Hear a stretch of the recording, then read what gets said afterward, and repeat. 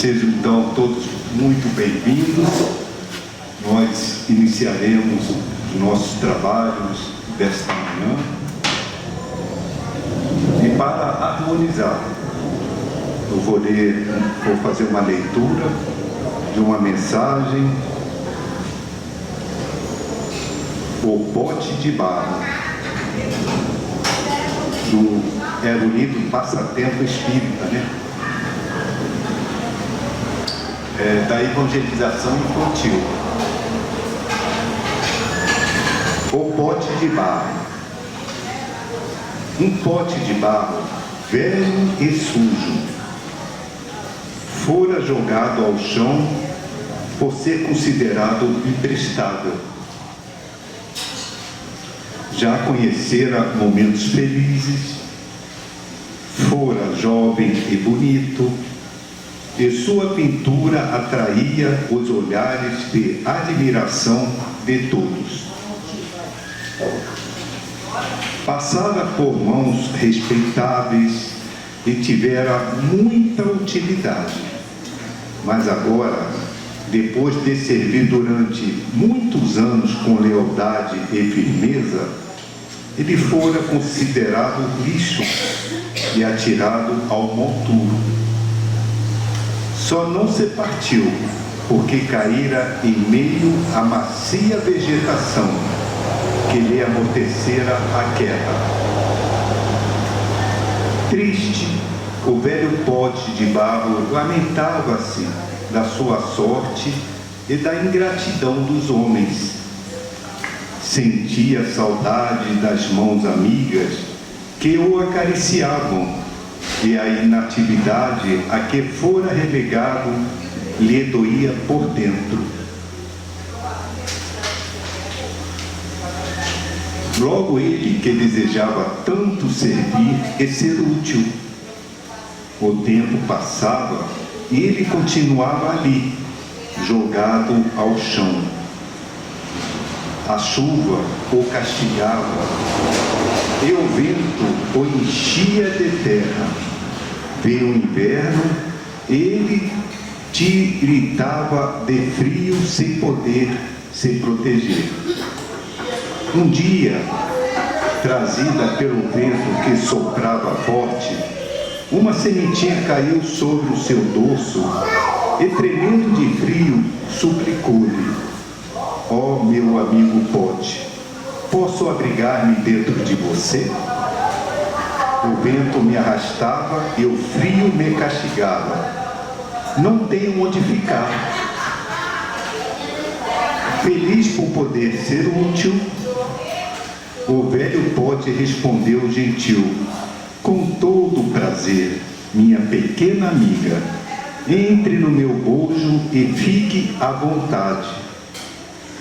E a sementinha ali ficou, protegida do vento e do frio, quietinha, quietinha. Sem ter o que fazer e cansado da vida, o pote adormeceu, esperando a estação mudar e o tempo melhorar. Certo dia acordou ao perceber passos de alguém que se aproximava e ouviu uma exclamação: mas que lindo pote de barro! Olhou dos lados para ver sobre quem falava, mas admirado notou que era a ele que se dirigiam. Surpreso, só então notou que se transformara num belo vaso de flores. A sementinha que ele permitira se alojasse em seu interior germinara e, no meio de verdes e brilhantes folhas, lindas flores desabrocharam, enchendo-o de perfume e cor. E o pote sorriu satisfeito da vida.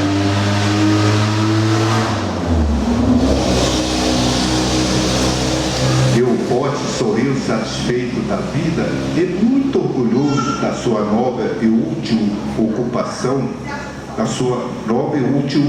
ocupação.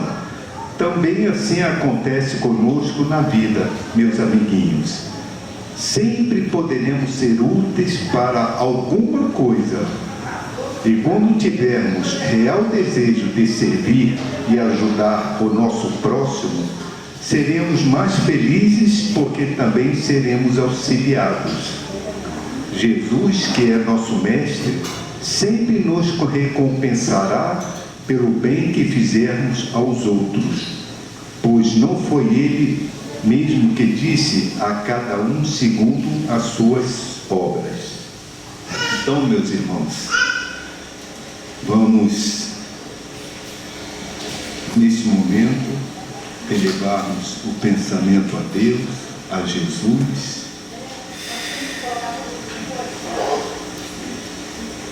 Obrigado, Senhor, por mais essa oportunidade. Que possamos, Senhor, aproveitá-la ao máximo, procurando aprender mais um pouco do Teu Evangelho de amor. E dessa forma, Senhor, colocando esses ensinamentos divinos no nosso coração, no nosso sentimento, possamos transformar-nos em pessoas melhores. Reconhecemos, Senhor, que muitas das vezes caímos devido aos nossos erros, muitas vezes milenares. Mas estamos, Senhor, lutando a fim de que possamos superá-los. E a Tua presença, Senhor, nos inspirando, é uma preciosidade para que realmente possamos nos melhorarmos. Porque Tu disseste: sou o caminho, a verdade e a vida. Ninguém vai ao Pai senão por mim. E assim, Senhor, agradecido, vamos fazer em louvor ao nosso Pai, ao nosso Criador, a oração que Jesus nos ensinou. Pai nosso que estais nos céus, santificado seja o vosso nome, venha a nós o teu reino, seja feita a tua vontade, assim na terra como nos céus. O pão nosso de cada dia dá-nos hoje, Senhor. Perdoai as nossas ofensas, assim como nós perdoamos aqueles que nos têm ofendido. Não deixeis cair quando em tentações, a livrai-nos de todos os males.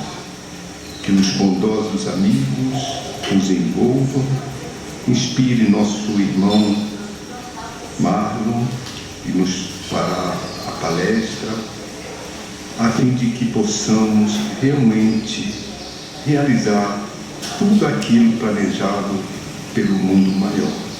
Graças a Deus, graças a Jesus. Então, meus irmãos, hoje a nossa lição é a lei do trabalho. Vou passar então a palavra ao nosso irmão Marlon.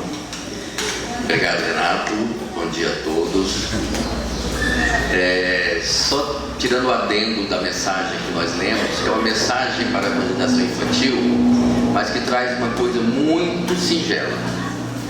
Ninguém, absolutamente ninguém, não importa em que condição, onde ou quando, é inútil.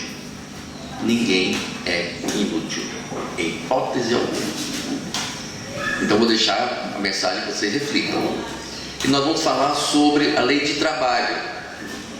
Quando a gente fala de trabalho, algumas pessoas treinam na base, né? Porque trabalho, se depender de algumas pessoas, não trabalha. Para que trabalhar? Né? É uma coisa mais incômoda ter que trabalhar. Eu não gosto do trabalho, se dependesse de mim eu não trabalhava. Mas isso tem um fundo histórico. Inclusive, isso está gravado no nosso campo mental, perispiritual. E a culpa, acreditem ou não, é de um tal de Adão e Eva. Por quê? Eles foram expulsos do paraíso. E no paraíso, eles tinham tudo à mão. levantava o braço, pegava uma fruta, se alimentava, passava o dia deitado, se divertindo, tomando banho de rio, curtindo a vida literalmente. Por isso que se chama paraíso. Não precisava fazer nada, porque Deus lhes dava tudo, lhes supria as suas necessidades.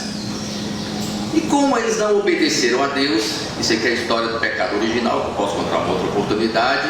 Eles não obedeceram a Deus, o que aconteceu? Foram expulsos do paraíso. E quando eles foram expulsos do paraíso, para que eles pudessem sobreviver, eles tinham que trabalhar. Então o trabalho, na nossa ideia, na nossa pequena consciência, tem uma ideia de castigo, porque nós não fizemos alguma coisa e Deus nos castigou. Então o trabalho é um castigo. Então o trabalho, teoricamente, não é uma coisa divina, é uma coisa do diabo. Mas vamos desmistificar isso, porque o trabalho é uma lei de Deus. É o que ele chama lei divina ou das leis morais. E as leis morais estão lá no Livro dos Espíritos, no terceiro livro, parte 3, capítulo 3. Quando Kardec começou a escrever o Livro dos Espíritos, fazia as perguntas e os Espíritos respondiam, ele pegou uma parte para poder falar sobre as leis que estão ao nosso redor. Porque nós temos as leis da matéria e temos as leis divinas, ou leis de Deus, e que no Livro dos Espíritos está considerando como as leis morais. E essas leis, elas se dividem em algumas partes. Por exemplo, a lei do trabalho, a lei de progresso, a lei de conservação, a lei de destruição, refere-se à lei de progresso dos espíritos. Para que nós possamos crescer, evoluir, progredir, a gente tem que trabalhar. Não é assim na Terra? Para que eu possa ter alguma coisa material, física, uma casa, um carro, me alimentar, eu tenho que trabalhar. Porque quando eu trabalho, eu tenho um ganho proporcional ao meu esforço naquilo que eu produzi. Já a gente vai definir o trabalho. No campo espiritual é da mesma forma. Então é a lei de progresso. Se eu não trabalhar, eu não progrido. E ela está aqui. Essas são as nossas leis. Lei divina, lei de adoração, lei do trabalho, lei de reprodução, lei de conservação. Está lá no Livro dos Espíritos, parte 3, capítulo 3. Vamos então trazer especificamente a lei de trabalho. E o que é o trabalho? Vou tirar esse pedacinho aqui, porque aqui contou uma pequena história. E o que é o trabalho efetivamente? O trabalho é um conjunto de atividades produtivas ou criativas que se exerce para atingir um determinado fim. Peguemos aqui o exemplo do barro. O que ele fez? Ele simplesmente cedeu. Olha a história, ele estava lá jogado. Chegou uma semente que não tinha onde parar, perguntou dele: posso me acomodar dentro de você? O que ele fez? Ele se abriu e deixou que aquela semente entrasse nele. Lá dentro ele tinha terra, que foi entrando com o tempo. Com a chuva que molhou a terra, a semente cresceu. Ele abriu seu campo para produzir. A atitude dele foi de produção. A única coisa que ele fez foi abrir espaço para que pudesse produzir. Inconscientemente ele atingiu um fim, que foi dar para aquela semente a oportunidade de viver, crescer e trazer à vida as flores. Também pode ser, no campo físico, uma atividade remunerada ou assalariada. Mas como é que o Espiritismo conceitua o trabalho? Como é que o Espiritismo vê o trabalho? O trabalho para o espírita, para os espíritos e para o Espiritismo é uma ocupação útil. Qualquer coisa que nós façamos que seja útil é um trabalho. E faz parte da vida de todos nós que estamos encarnados e desencarnados. Quando nós fomos criados para a perfeição. E para atingirmos esse processo é necessário que a gente passe por algumas fases. Entre elas, Deus nos deu a fase do trabalho. E é por meio desse trabalho que o homem forja, ele cria o seu progresso. Ninguém, absolutamente ninguém, vai fazer com que nós cresçamos. Eu não posso chegar aqui e falar, daqui para frente, Renato vai evoluir com o meu trabalho. Não tem como. Porque a habilidade, esse desenvolvimento é pessoal. Eu me responsabilizo por essa formação do meu caminho no progresso, do meu caminho na evolução. Porque se eu não fizer isso, evidentemente, eu não vou a lugar nenhum. E por que esse trabalho, ele se impõe ao homem? Questão 676 do Livro dos Espíritos. Porque se nós não trabalharmos, nós vamos permanecer indefinidamente na infância espiritual. Lá no Livro dos Espíritos diz assim: sem trabalho o homem permanecerá sempre na sua infância, principalmente no quesito intelectual. A evolução, ela tem duas fases, né? Ou digamos assim, duas asas: a asa do amor e a asa da inteligência. Porque eu posso ser uma pessoa muito inteligente, mas se eu não uso a inteligência para as coisas boas, eu evoluo só no campo mental. Agora, se eu sou uma pessoa muito boa, mas eu não consigo captar o que os ensinamentos de Deus me trazem, eu evoluo sim no meu campo moral.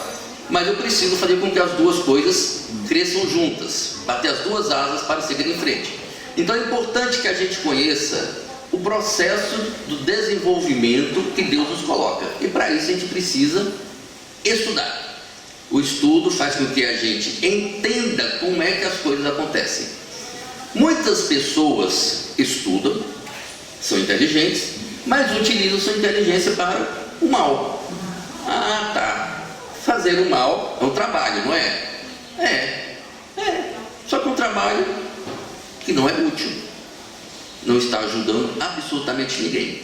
Por isso que a definição do trabalho é quando nós fazemos alguma coisa útil. Porque se nós fizermos um trabalho que não será útil, nós não estamos desenvolvendo, nós não estamos crescendo, nós não estamos produzindo algo que seja necessário para o nosso crescimento, o crescimento dos que estão conosco e o desenvolvimento da humanidade e da sociedade. Então o trabalho começa com como saber fazer, de que forma fazer e para quem fazer. Porque eu posso fazer sim coisas ruins, erradas, que é considerado um trabalho, mas é um trabalho que faz coisas que não deveriam ser feitas. E o trabalho, ele evoluiu com o tempo.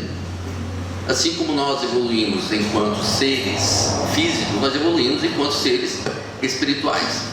No passado, lá no início do nosso processo evolutivo, o nosso trabalho era absolutamente físico. Nós tínhamos que sair do espaço onde nós estávamos para poder nos alimentar, tinha que sair da caverna, a gente tinha que trabalhar para poder fazer o fogo, senão a gente não se aquecia. A gente tinha que trabalhar para poder criar o espaço onde a gente morar, para poder morar. Com o tempo nós começamos a entender que eu posso plantar para poder comer, isso é um trabalho. Se eu não fizer isso, eu não vou comer, eu caço para poder comer, tudo isso é um trabalho. E com o tempo esse trabalho foi evoluindo. Hoje, por exemplo, a gente não precisa caçar para poder comer. A gente vai no mercado para poder comprar a nossa alimentação. Mas eu preciso trabalhar para conseguir recurso para comprar aquilo que já está pronto. Só mudou a forma do trabalho. É por isso que o trabalho se impõe ao homem. Por trabalho só se deve entender aquilo que nós estamos aqui no nosso campo físico, material, e eles respondem: não. O espírito trabalha assim como o corpo. Toda ocupação é útil e o trabalho, quando bem feito, ele é absolutamente necessário e útil. Mas os espíritos trabalham de que forma? Daqui a pouco eu vou falar como é que é o trabalho no campo espiritual. Mas quando nós falamos em trabalhar, nós conseguimos entender o que significa isso para nós quando nós somos crianças. Eu vou citar um exemplo lá de casa, tá? Eu tenho 2 filhos. O Ângelo vai ter 14 anos, a Valentina vai fazer 12. E curiosamente, os dois têm interpretações diferentes do trabalho. Essa semana o Anjo ia perguntar para mim: pai, o que é emprego? Falei, interessante, né? Porque não veio perguntar o que era trabalho, ele veio perguntar o que era emprego. Falei, mas por quê? Porque eu estava assistindo um vídeo e o rapaz falou que ele queria um emprego, ele não queria um trabalho. Puxa vida, que interessante, né? Porque nós temos medo de, abre aspas, trabalhar. A gente quer alguma coisa que nos remunere, mas sem que nós façamos esforço. Porque o trabalho, ele demanda nossa capacidade de esforço. Quando nós nos esforçamos para fazer alguma coisa para produzir, nós estamos trabalhando. E quando eu falei isso para ele, ele ficou assim: tá, e como é que alguém tem um emprego? Alguém que tem um emprego, aquele que ele está empregado em algum lugar e nem sempre ele trabalha para poder ganhar o recurso dele. Ele começou a visualizar as pessoas que estavam ao nosso redor. Todos aqui trabalham aqui na chácara, todos aqui trabalham, porque se eles não trabalharem... O cachorro, por exemplo, ele perguntou: o cachorro trabalha? O cachorro trabalha. Porque se ele não sair de onde ele está para poder vir até o pote onde está a comida, esse é o esforço dele, ele não se alimenta, porque nós não vamos colocar a comida na boca dele. E ele começou então a visualizar o que era a diferença entre trabalho e emprego. Porque o trabalho é uma ocupação útil, nem sempre o emprego, no quesito em que ele estava vendo, poderia ser dessa forma.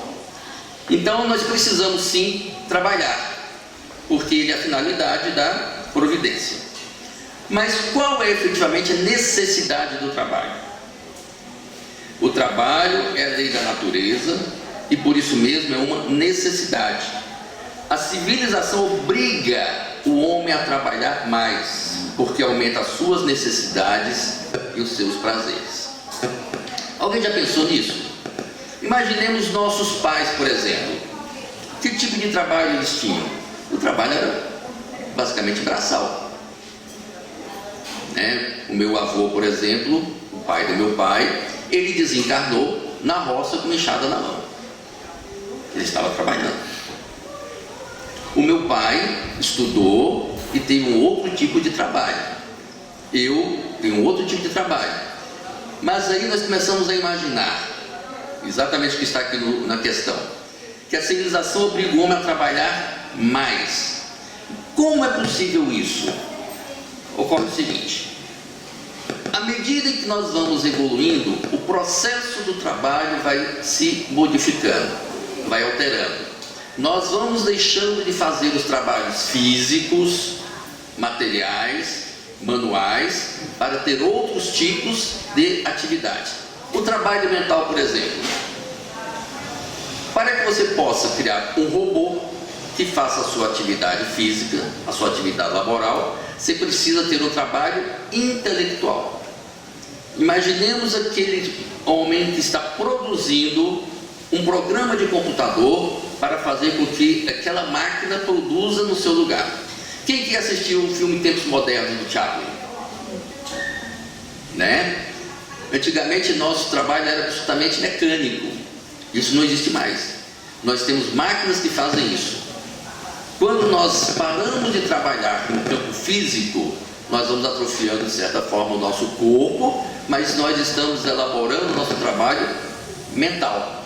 Então a musculatura mental é que está mudando. E é aí que se coloca a necessidade de trabalhar mais, porque nós vamos evoluindo. E a nossa mente é que precisa produzir mais, de forma para que trabalhemos fisicamente menos, porque aumentamos as nossas necessidades e os nossos prazeres. Quais eram as necessidades dos nossos pais no passado? Quem pode dizer? Eles trabalhavam o dia inteiro, iam para casa, tomavam banho, jantavam e ouviam rádio, né? Não tinha televisão, por exemplo. Depois veio a televisão. O que é que nós fazemos hoje? Nós trabalhamos muito, às vezes física, às vezes mentalmente, dependendo da produção que a gente faz. Nós vamos para casa, tomamos um banho, jantamos, assistimos televisão, estamos sempre correndo mais atrás de dinheiro para poder satisfazer as nossas necessidades e os nossos prazeres.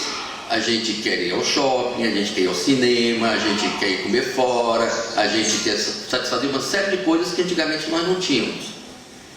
Para que isso ocorra, a gente precisa trabalhar para poder conseguir recursos para poder bancar essas necessidades. Antigamente os nossos pais viviam com pouco. Hoje a gente reclama porque a gente não consegue viver com o que tem, porque a gente está sempre querendo mais e mais e mais e mais. Então a gente precisa produzir mais, nós precisamos produzir mais para poder ganhar mais e satisfazer as nossas necessidades, essas necessidades que nós criamos para que nós possamos, abre aspas, viver no mundo com o qual nós estamos nos interagindo.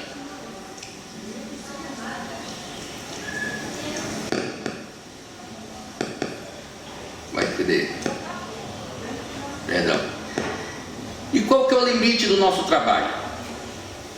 Até quando nós precisamos trabalhar? Sendo o trabalho uma necessidade e é uma lei natural, até quando nós precisamos trabalhar? E a resposta está na questão 683 do Livro dos Espíritos.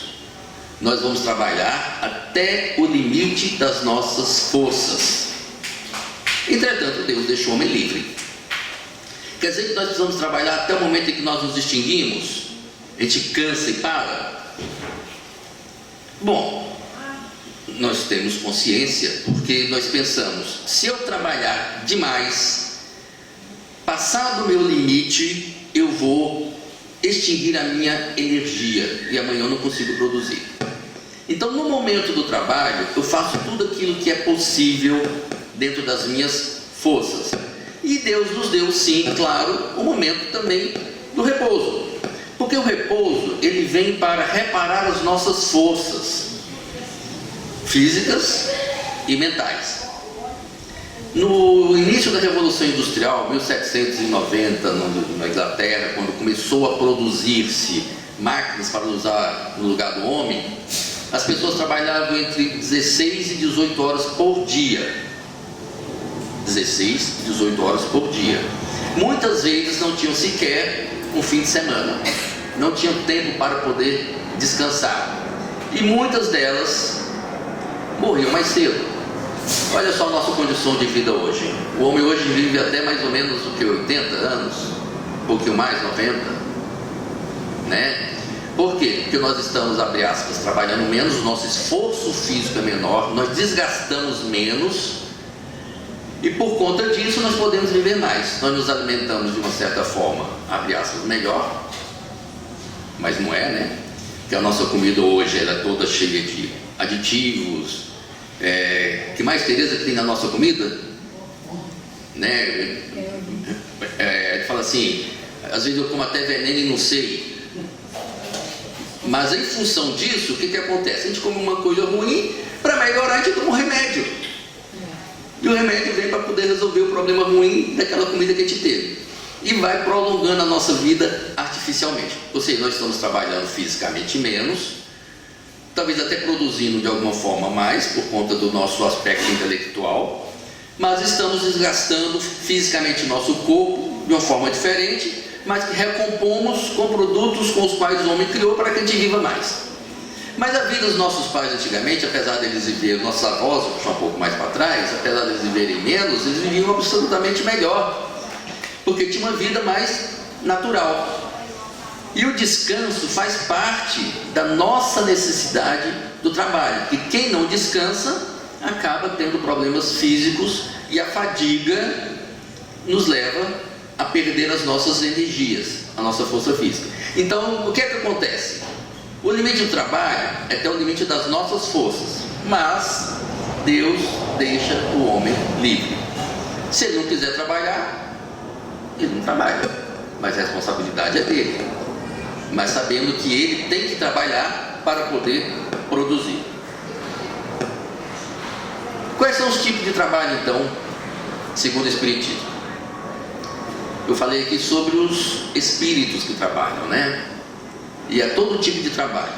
Os trabalhos bons, os trabalhos ruins, os trabalhos necessários, os trabalhos desnecessários. Tem gente que produz alguma coisa e não faz alguma coisa e não produz nada, porque é um trabalho inútil. Mas o trabalho está relacionado à nossa natureza, de acordo com as nossas necessidades. Quanto menos necessidades materiais, menos material é o trabalho.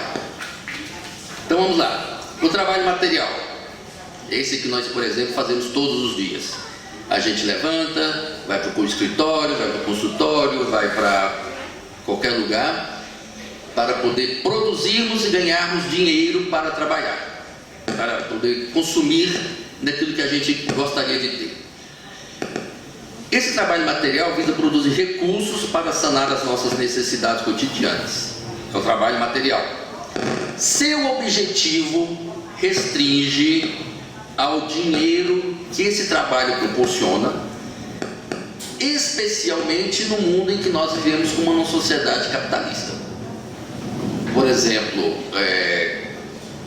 Cuba, um país perto de nós aqui, vive numa sociedade não capitalista. Não vou dizer nem que é socialista ou que é comunista, mas o trabalho lá é desenvolvido pelo Estado, bancado pelo Estado, e que você produz e ganha aquilo que você faz.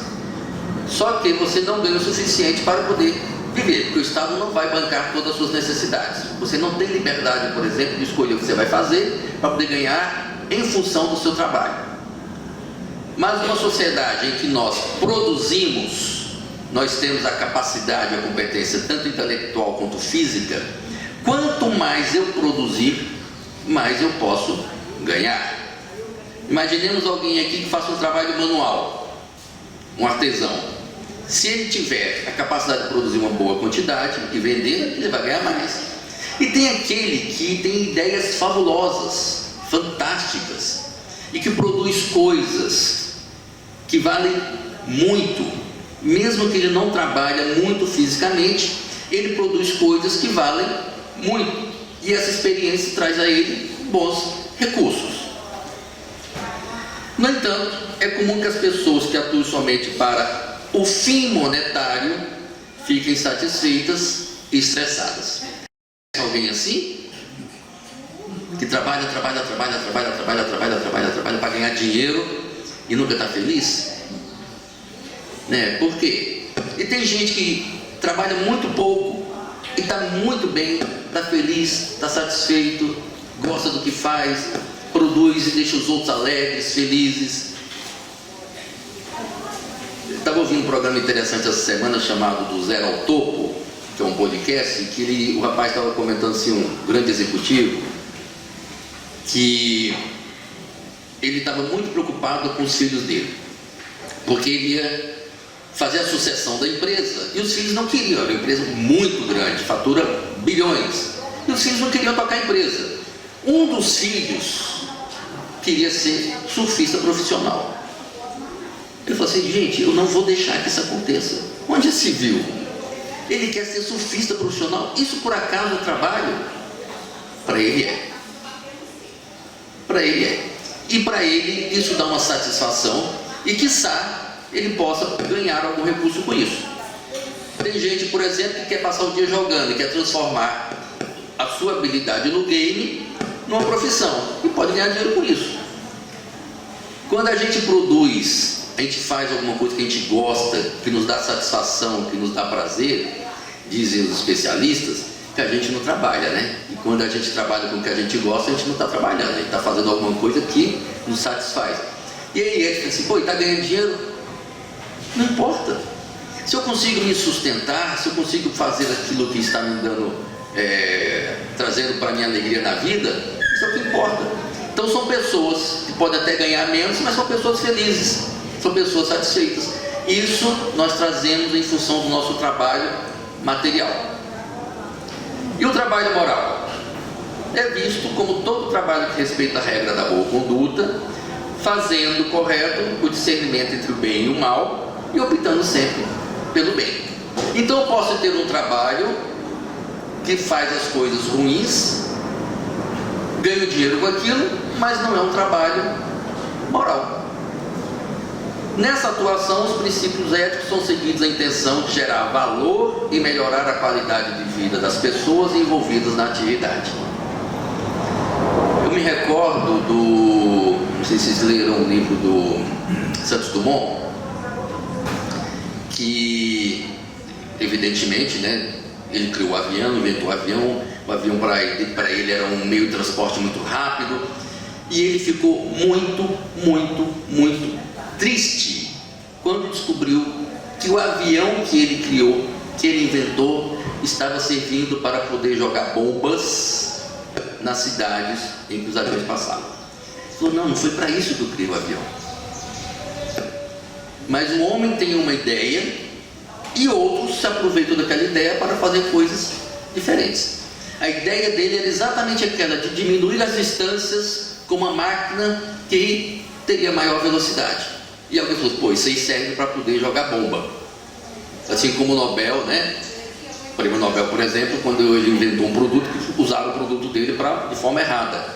Então, assim, a gente tem toda a boa vontade do mundo e faz as coisas da melhor forma, mas tem gente que nem sempre pensa de forma igual. Então, o trabalho, quando está relacionado no processo de auxiliar o próximo, de criar coisas boas, com ética, com responsabilidade, com respeito, é um trabalho moral. Quando a gente junta as duas coisas, nós estamos fazendo a coisa correta. E o terceiro é o trabalho espiritual.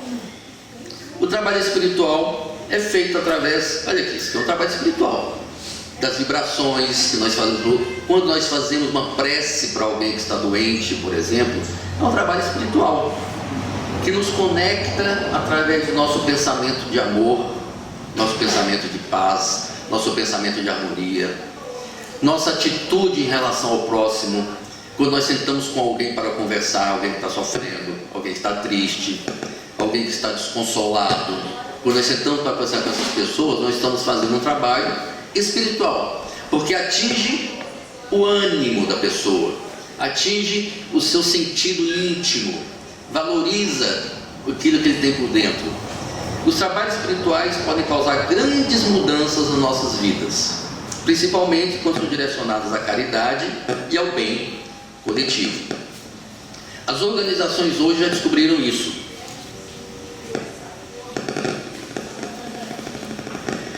E muitas delas têm projetos internos que fazem com que os seus colaboradores façam atividades sociais. Eu tenho um cunhado que trabalha numa grande multinacional e existe um projeto lá dentro que é assim: você tem direito a uma semana por ano de não fazer nada para a empresa, desde que você pegue essa semana e faça algo para alguém. Você vai numa escola para poder pintar uma parede, você vai visitar alguém no hospital, você vai comprar cestas básicas e doar, a empresa te dá uma semana para que você possa fazer isso. Eu falei assim, poxa vida, uma semana é muito pouco tempo, né? Mas esse processo começa a incitar as pessoas a entenderem que aquele trabalho que a empresa está deixando você fazer no seu horário de trabalho é algo que faz bem para você, é algo que é útil para o outro e que te faz bem. E as organizações estão fazendo isso dentro das suas relações internas.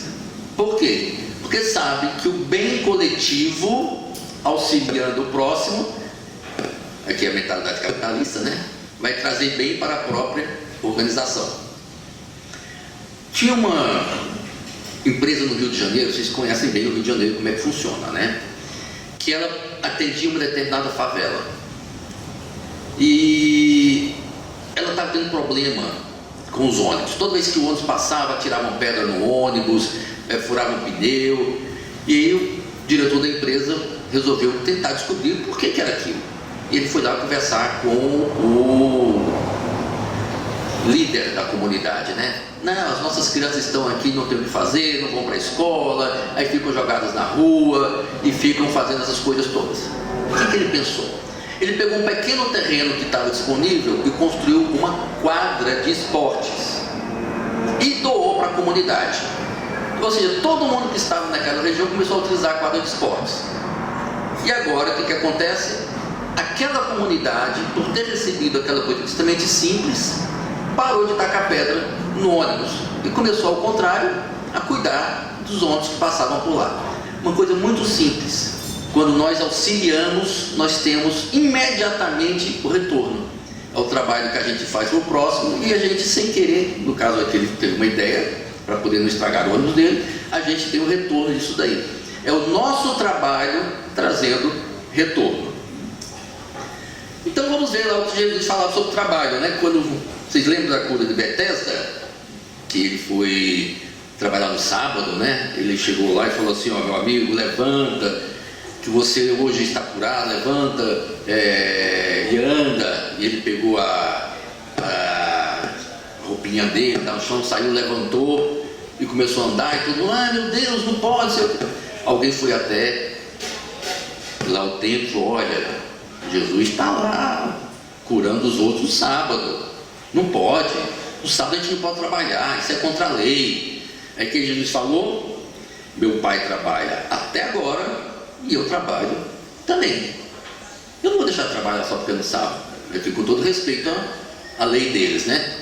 Mas se alguém está passando fome, eu vou falar assim: ó, espera amanhã, que amanhã eu levo a comida para você. Ou o médico fala assim: ah, hoje eu estou de folga, não vou fazer nada. Quando o trabalho nos impõe, nós devemos estar à disposição para servir. Esse é o exemplo que Jesus nos deu. Porque quando ele falava: eu e o Pai somos um só e estamos trabalhando juntos, a ideia é essa. Os Espíritos não param de trabalhar nunca, nunca. Em todo instante, em todo momento, em todo lugar, os Espíritos estão fazendo, estão produzindo. E para fechar, vou trazer aqui uma frase do Chico, que está no nosso horário, que diz o seguinte: se você está num momento considerado talvez como sendo o pior da sua vida, o pior da sua vida, siga adiante com o seu trabalho, na certeza de que se hoje o céu aparece toldado de nuvens, a luz voltará no firmamento e o dia de amanhã será melhor. Trabalho, trabalho, trabalho. E minha mãe falava uma coisa muito interessante: quando nós estamos trabalhando, nós não temos tempo de pensar em nada errado. Como é que era aquela frase? Mente vazia. Oficina do diabo. Vocês conhecem, né? Todo mundo sabe essa daí. É isso mesmo.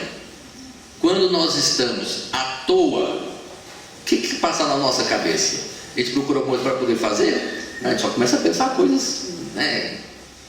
Então, quando nós estamos com as mãos ocupadas e as mentes ocupadas, não tem nem espírito obsessor chega perto da gente, porque ele sabe: eu não vou atrás daquele cara ali não, porque não vai dar tempo. Esse cara está trabalhando, esse cara está fazendo as coisas, está produzindo, não vai dar certo, eu vou procurar outro que está ocioso. Então, quando eu acho que meu dia está ruim, está desagradável, está doloroso, eu estou com problemas, estou triste, estou infeliz, vamos trabalhar. Trabalhar para mim, trabalhar para o próximo, pegar uma enxada e capinar a grama, né? Como meu pai falava: vai capinar a grama que você vai ver o que é bom. Põe os cabos nas mãos que você vai parar de ficar com essa preocupação de que você não está bem. É trabalhar, trabalhar e trabalhar. E seja o que Deus quiser, porque o trabalho está sempre à nossa disposição. Então, nosso tempo, agradeço a vocês e que, deixando essa sementinha, largar para trás aquela história lá de que o trabalho é uma coisa ruim e ver que o trabalho é uma coisa divina, faz parte da nossa vida. E quando a gente para de trabalhar, a gente sente falta, né? Eu conheço gente, por exemplo, que depois que se aposenta fica doente, não pode, tem que fazer alguma coisa. Ah, eu parei de trabalhar na empresa, vai plantar uma horta, vai cuidar da galinha, para quem tem, né? Senão vai lavar louça. A pia está sempre cheia. Esquece essa história de máquina de lavar louça. Vai lavar louça. Faz um bem danado. Deus nos abençoe e reflitamos sobre a necessidade de trabalho na nossa vida.